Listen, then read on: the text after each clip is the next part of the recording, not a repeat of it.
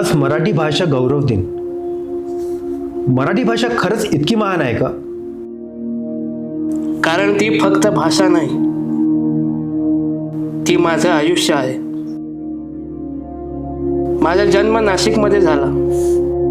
साधं घर, साधी परिस्थिती, पण मनात शब्दांची खूप गर्दी होती.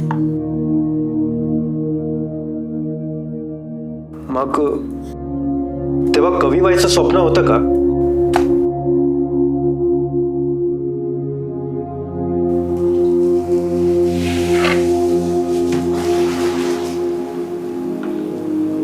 तेव्हा स्वप्न नव्हतं, तेव्हा वेदना होत्या.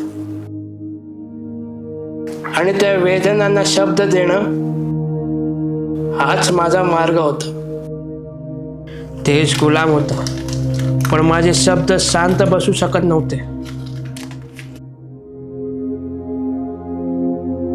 तेव्हा कविता ही लढाई होती. हो, माझ्या कवितेने बंदूक उचलली नव्हती, पण माणसाच्या मनात बंड पेटवलं होतं. जळायला निघालो तरी मशाल घेऊन ये. हे फक्त शब्द नव्हते, ही माझी भूमिका होती.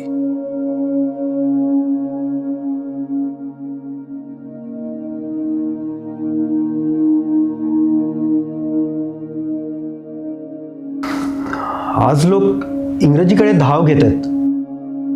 मराठी भाषा मागे पडते असं वाटतंय.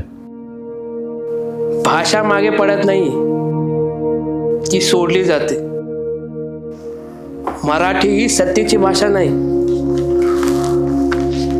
ती संघर्षाची भाषा आहे. शेतकऱ्यांची, कामगारांची आणि स्वाभिमानाची. मग आज आम्ही काय करायचं?